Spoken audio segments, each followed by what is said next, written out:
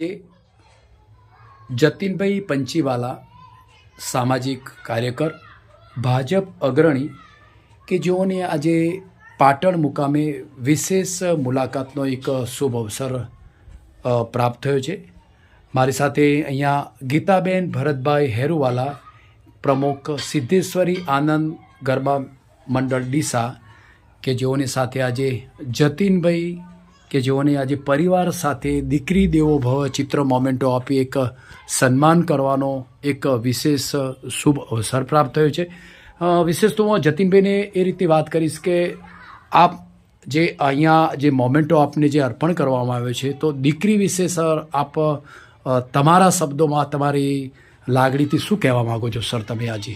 સર્વપ્રથમ તો આપ સાહેબશ્રી અને ગીતાબેન મારા ઘરે પાટણ પધાર્યા તે બદલ હું અંતઃકરણપૂર્વકનો આપ લોકોનો ખૂબ ખૂબ જીવન પર્યંત આભારી રહીશ. ખૂબ સરસ.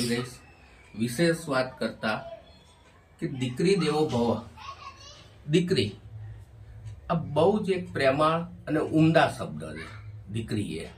અને જ્યારે દીકરીનો તો અવતરણ આપણા પરિવારમાં થતો હોય ને, ત્યારે એના વધામણા હોય.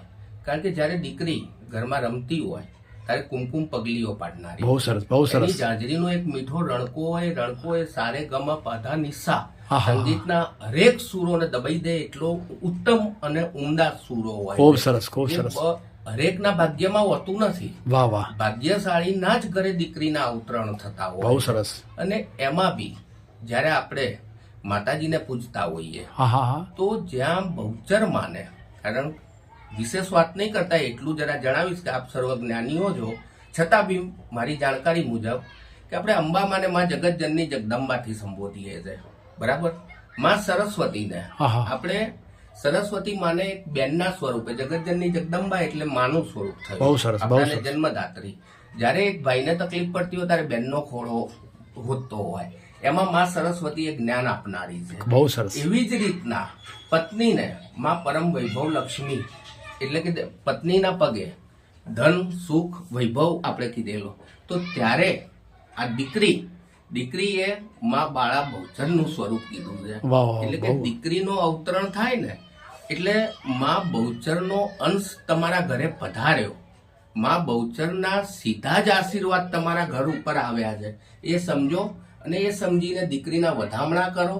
બાકી તો દીકરી માટે તો કહેવા હું અહીંયા રહીશ તો કદાચ 1 કલાકનો સમય એક તો છોડો અને અનેક સમય મારા માટે ઘણો બધો. બહુ સરસ, બહુ સરસ મજાની વાત કરી સર. આ સમાજને ફક્ત લાંબી વાત નહીં કરતા, એટલું જ કહીશ કે દીકરી જ્યારે તમારા ઘરે પધારે છે, અવતરણ ધરે છે, ત્યારે એને વધાવી લો, ખૂબ લાડકોરથી ઉછેરો, સરસ એને દાયજો અવશ્ય આલો.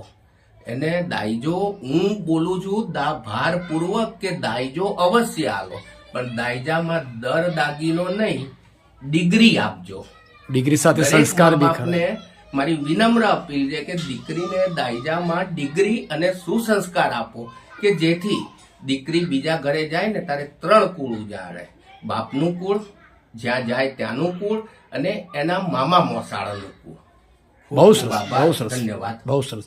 જતીનભાઈ એટલી બધી સરસ મજાની વાત કરી કે દીકરી 3 ગણનો ઉજાગર કરતી હોય છે, માટે દીકરીને સંસ્કાર સાથે એને સંસ્કાર ખૂબ પરિવાર સાથે સંસ્કાર ખૂબ બધા આપો, એવી જતીનભાઈએ બહુ સરસ મજાની વાત કરી. જોકે આજે મને પરિવાર સાથે એક સન્માન કરવાનો એક શુભ અવસર પ્રાપ્ત થયો છે. હું મારા હૃદયથી હું એમને આશીર્વાદ તો નહીં પણ ખૂબ ખૂબ સરસ મજાની જે વાતો કરી છે એ ખૂબ જ્ઞાની વાતો કરી છે. વાતો સાંભળી પણ ઘણું પણ મને પણ જાણવાનું મળે છે. જતીનભાઈ, તમારી સાથે વાતચીત કરવા માટેનો ખૂબ ખૂબ આભાર. વિશેષ સન્માન કરવાનો પણ અમને એક સોનેરી અવસર પ્રાપ્ત થયો છે. Wish you all the best luck. જય માતાજી, જય શ્રી રામ, જય શ્રી રામ, જય શ્રી રામ.